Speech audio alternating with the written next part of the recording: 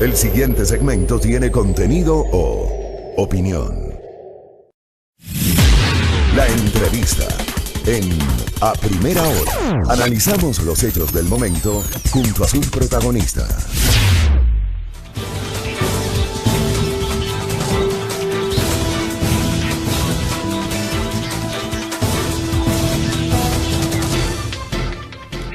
Siete de la mañana con 7 minutos, seguimos en A Primera Hora y a esta hora de la mañana recibimos al doctor, al jurista Diego Córdoba. Él ha asumido la defensa de la ex asambleísta Sofía Espín luego del pronunciamiento del dictamen abstentivo que dio mucho que hablar en estos últimos días a raíz de un tuit justamente de la fiscal Salazar. Así es. Oye, José, yo quería decirte que esto de ser contertulio ha sido más difícil parecer que ser.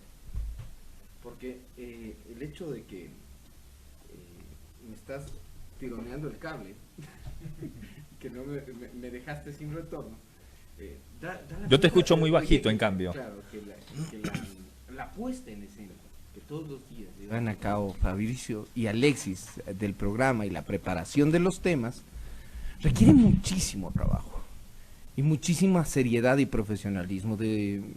Yo desde aquí, desde estos micrófonos nuevamente, hago votos para que el 16, cuando salten a la cancha nuevamente el equipo titular, lo hagan completo, como se dice popularmente, claro. Ambos dos, que lleven adelante este programa. Hemos asumido con muchísimo compromiso y profesionalismo, gracias a las personas que están interactuando. Nosotros hemos creído importante volver a hacer esta aclaración para que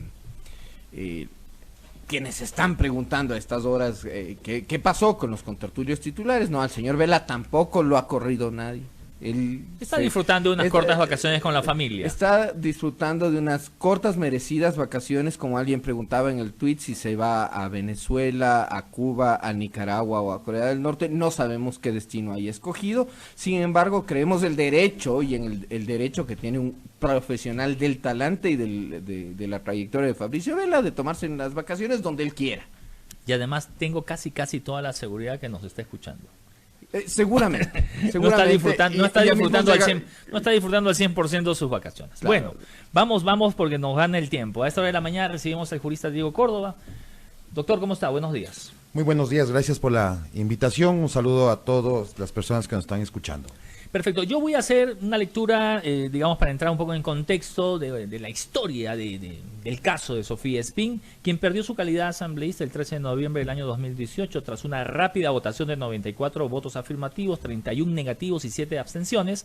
La suerte de la legisladora se decidió tomando en cuenta el informe de la comisión multipartidista que cerró la investigación y recomendó su destitución por incompatibilidad de funciones al visitar a la ex agente de inteligencia Jessica Falcón.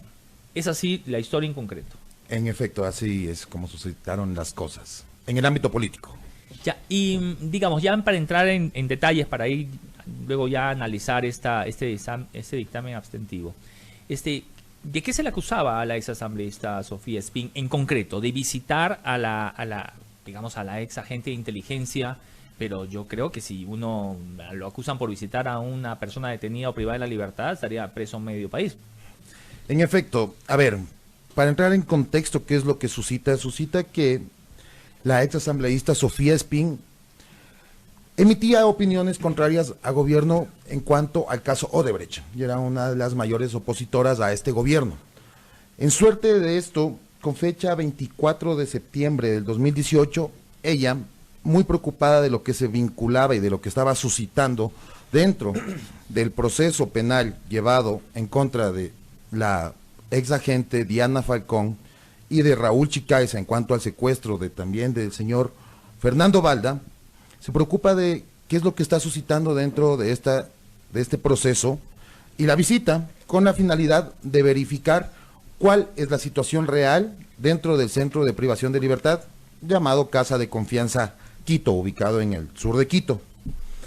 A raíz de esto se realiza y la investigación, se da una investigación previa por el presunto delito de oferta de realizar tráfico de influencias. Y se inicia formalmente ya un proceso penal. Recordemos que la investigación previa no es un proceso penal. Cualquier persona pone una denuncia y a usted, señor, se le está siguiendo una investigación previa y no pasa absolutamente nada. La noticia criminis no es necesariamente ya un proceso penal. No es necesariamente un proceso penal. Cualquier persona pone una denuncia y cuenta actos o cuenta hechos. ¿Quién tipifica? ¿Quién dice que esos hechos, a qué tipo penal, a qué conducta penal se adecua? Es la propia Fiscalía General del Estado, como ente punitivo estatal único que lo faculta así el artículo 195 de la Constitución de la República, y decide ya ahí sí iniciar un proceso penal formalmente y solicitarle a un juez que aperture una instrucción previa en contra de la exasambleísta Sofía Espín por el delito de oferta de realizar tráfico de influencia. Eso es un delito. Eso es un delito. ¿Con cuánto está penado en el código? En el código está penado de 1 a 3 años. ¿Sí? Ahora, suscita que dentro de esto, dentro de la investigación, como es una investigación previa, se apertura una instrucción fiscal y dentro de esta instrucción fiscal que dura 90 días, Fiscalía tiene la obligación de no solo buscar elementos de cargo, sino también elementos de descargo para la persona procesada. Ese es el deber de Fiscalía. O sea, presentar pruebas. No, buscar elementos. Hasta ahí se llaman elementos.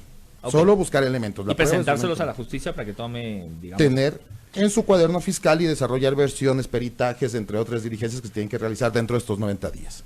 En estos 90 días, Fiscalía General del Estado se da cuenta que no tiene, pues, elementos para sustentar una oferta de realizar tráfico de influencias. Perdón, doctor, una precisión. ¿En cuántos días? 90 días que se aperturó esto. Sí, ¿y han pasado 90 días? Más de 90 días. Pasaron más de 90 días. Recordemos que la instrucción se apertura formalmente el 27 de diciembre del 2018. Es decir, Fiscalía tenía 90 días, no 3 meses. Casi un año, ¿no? 90 días para investigar sobre oferta de realizar tráfico de influencias. Como Fiscalía dentro de esos 90 días no encuentra elementos, le solicita al juez una reformulación de cargos. ¿Qué significa eso? Que Fiscalía se da cuenta de que no tiene elementos para acusar con ese tipo penal, y dice, no ha sido este tipo penal, sino ha sido otro tipo penal, y en efecto se realiza la audiencia el 20 de marzo del 2019, donde se reformula cargos ahora por fraude procesal en grado de tentativa.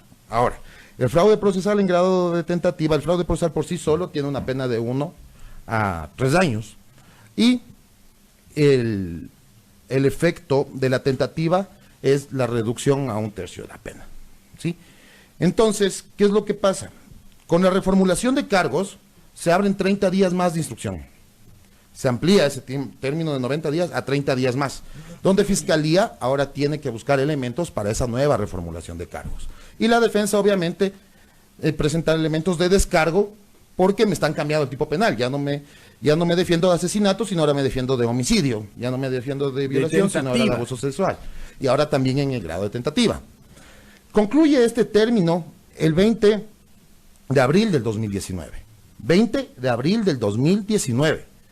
Donde Fiscalía cierra la instrucción y hasta aquí, señores, no hay cómo hacer nada más. Ni la defensa ni la Fiscalía. No podemos tomar más versiones, no podemos ingresar más peritajes, ni un solo escrito más. En eso tiene que emitir el fiscal, como es su obligación. Tiene 2 caminos. O emitir un dictamen acusatorio, que simplemente se lo hace en 4 líneas, donde le dice, señor juez, tengo elementos para presentarle a usted que yo considero que aquí tiene que usted que llamar a juicio. O en su efecto tiene que emitir un dictamen abstentivo, que es lo que ha realizado la señora fiscal general Diana Salazar, donde dice, no tengo elementos para llevar esto a juicio, y este sí tiene que ser motivado y decir por qué no es que lo lleva a juicio. Entonces, en efecto, lo que se ha llevado a cabo es esto, un dictamen abstentivo, porque la realización de un fraude procesal, y mucho más en grado de tentativa, no tiene efecto y no tiene lógica jurídica. No tiene bajo ninguna concepción un génesis que permita que este delito se lo configure en grado de tentativa, y mucho menos el actuar de la... Ok, leamos lo que en un comunicado señaló la fiscal de la Nación, Diana Salazar. La actual fiscal general Diana Salazar expresó en este caso que el dictamen abstentivo se da a diferencia de en otros casos. En este no hubo un enfoque técnico jurídico adecuado, por lo cual persistir en la acusación no era ético y contravendría los principios de objetividad y mínima también por parte de la intervención penal. Como resultado de un profundo análisis jurídico, Fiscalía ha concluido que los hechos descritos en el proceso, iniciado con una investigación previa en el 2018, no se enmarcan en los lineamientos del tipo penal sancionado en el artículo 272 del COIP. En su dictamen, y esto es bien importante, la institución señala que la visita de las procesadas a Diana Falcón, en la que habían pedido retractarse de su testimonio anticipado que involucraban al expresidente Rafael Correa en un presunto secuestro de Fernando Valde en Colombia, a cambio de beneficios personales y jurídicos, no constituye por sí sola delito de fraude procesal. En tanto, dichas pretensiones no fueron acogidas por Falcón, quien, al contrario, las evidenció públicamente. Ahora, digamos, hubo declaraciones de Falcón señalando que efectivamente sucedió esta petición. No hubo una declaración, hubo un testimonio anticipado. El testimonio anticipado es una prueba que en efecto es anticipada, que tiene ya valor de prueba. No olvidemos que todo lo que sucede en la instrucción es solo elemento de convicción. La prueba única y exclusivamente se la desarrolla en juicio, a excepción de este testimonio anticipado, donde sí hubo un testimonio anticipado dado y rendido por la señora Diana Falcón, pero en contra de su voluntad.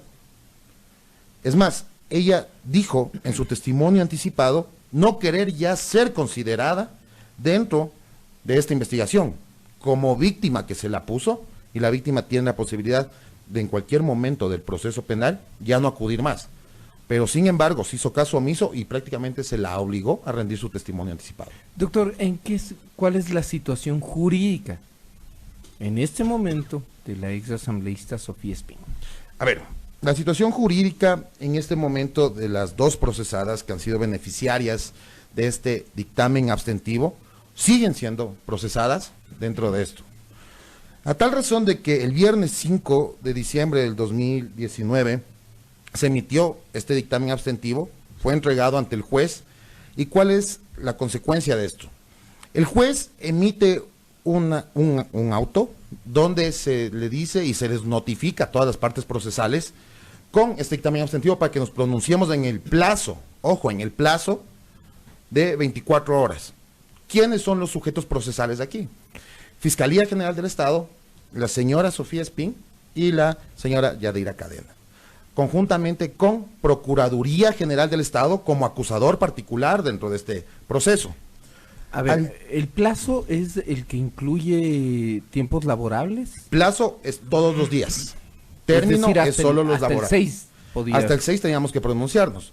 Esto hubo un Voz Populi y en la página del SATGE estuvo esto más o menos alrededor de la 1:15 de la tarde, ¿sí? Que ya emitieron este auto el señor magistrado. Más aún, personalmente, a mi correo electrónico, que es el que tengo señalado para las notificaciones dentro del proceso, me llegó aproximadamente a las 12:30 de la noche del 6. Más aún, haciendo caso y obedeciendo la disposición del señor magistrado, nosotros hemos emitido nuestro pronunciamiento, obviamente diciendo que estamos de acuerdo con el dictamen abstentivo de la señora fiscal general, pero anexo a esto, nosotros estamos solicitando ya al señor fiscal, al señor magistrado, que declare la acusación particular como temeraria a Procuraduría General del Estado. Es decir, virar la vuelta o darle la vuelta a la tortilla, si es que se habla. Y eso le planteo, eso implicaría que la ex asambleísta Espín regrese al país y asuma una acusación en contra del Estado por haber sido destituida. Sí, ¿le asiste o no le asiste el derecho de reparación? No solo contra la Procuraduría, sino también contra los asambleístas que dieron el voto para destituirla. A ver, para no dejar cabos sueltos, ¿por qué hice esta aclaración de cuándo fuimos notificados? Porque en efecto nosotros teníamos que entregar nuestro pronunciamiento el 6, en donde la Corte Nacional estaba cerrada. Esta defensa ha realizado su pronunciamiento y lo ha entregado en la unidad de flagrancia, que tiene turno, ya tiene las 24 horas, los 7 días de la semana, pero Procuraduría General del Estado tiene que pronunciarse también referente a este dictamen abstentivo, diciendo si está a favor o si está en contra. En el efecto de que esté en contra, se tiene que elevar al fiscal superior, que en este caso no hay fiscal superior más que Diana Salazar, pero el fiscal subrogante tendrá el término de 30 días para verificar si es que está de acuerdo o no. Posteriormente a esto, el juez tendrá que emitir el sobreseimiento que ya pondría fin a este proceso penal y Sofía Espín le quedaría libre de todo planteo, esto. Sofía Espín podría pensar en acciones en contra del Estado. Como usted dice, estamos pensando en declarar, y ese es el primer paso. Así es.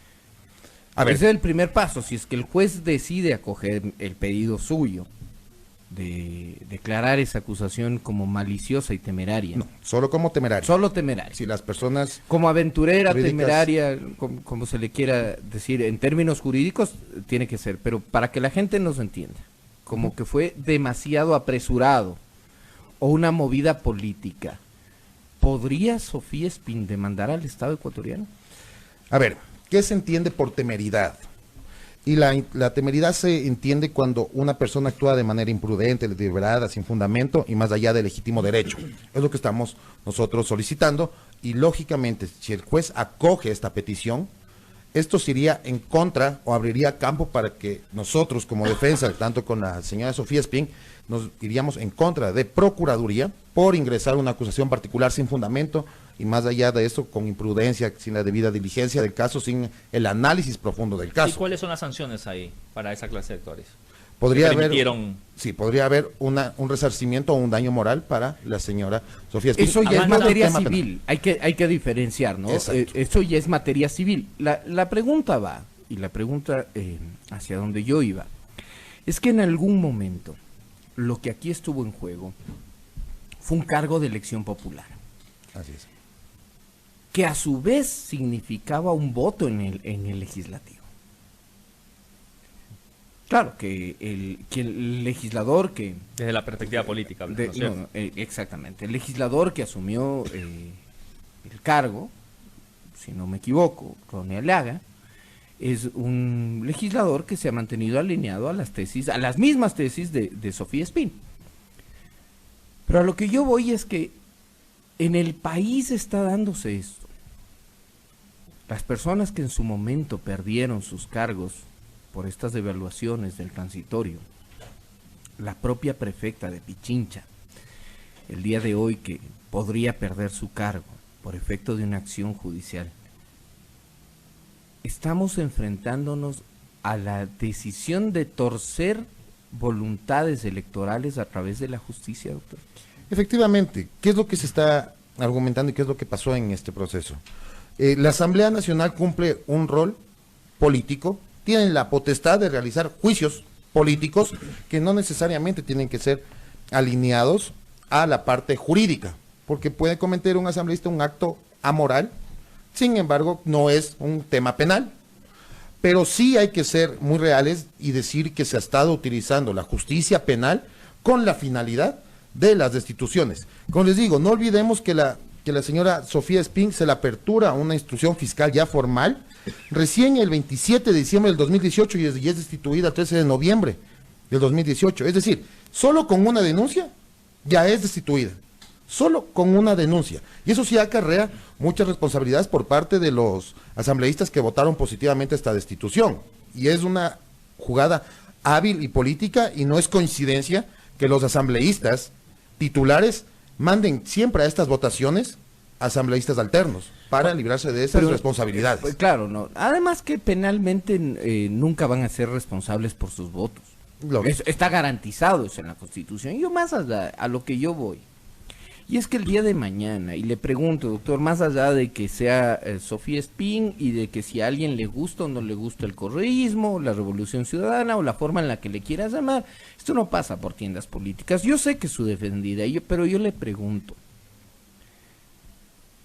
el país está enfrentándose a eso y viene enfrentándose a eso 40 años. ¿Cómo lo cambiamos?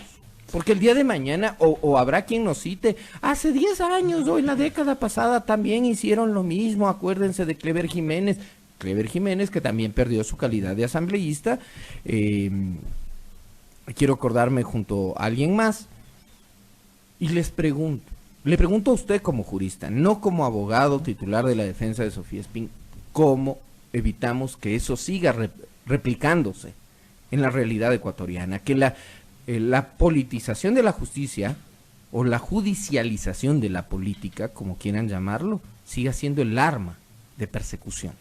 A ver, nosotros como ciudadanos tenemos la capacidad, tenemos la obligación de verificar a quién nos representa, pues, porque nosotros somos quien ponemos en la asamblea, a quienes fungen como nuestros representantes.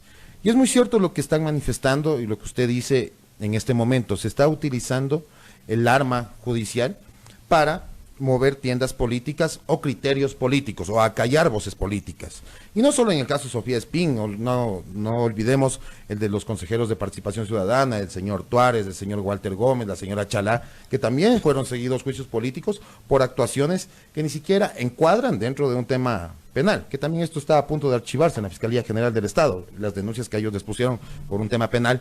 Entonces, ¿cómo cambiar esto? Nosotros como ciudadanos tenemos que ser veedores, pues, de la Asamblea Nacional.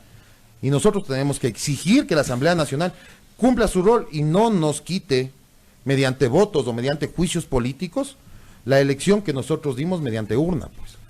Ahora, hay una pregunta que se desató luego del tuit de la fiscal, que iba dirigido a si ella volvería o obtendría su curul nuevamente, ¿no?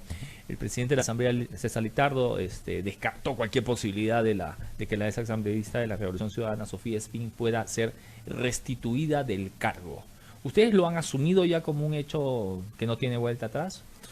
A ver, que la señora Sofía Espín regrese a ser asambleísta, lo veo muy difícil por los tiempos, ¿no?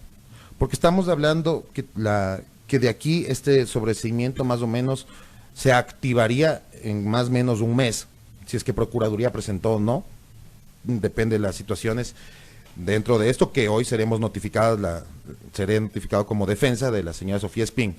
Pero más allá de eso, hay las responsabilidades administrativas de quienes votaron para una destitución, eso sí, pero la regresada a un curul de la señora Sofía Espín, yo sinceramente la veo muy difícil por el término, por los tiempos, por los plazos. Ahora, que se nos hasta han donde se manejado. conoce, la ex asambleísta estaría en México actualmente, ¿no? Así es.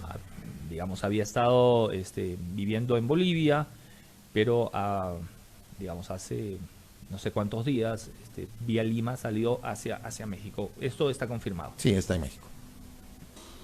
Ahora, yo le insisto, vamos a abrir un poquito más el espectro de análisis, porque en efecto usted es el defensor de Sofía Espín y como tal, o sea, tiene una tesis en este caso, pero les planteo, esto deja lecciones incluso para el ámbito jurídico, de que la persecución política ha sido el mal de los 40 años de retorno a democracia.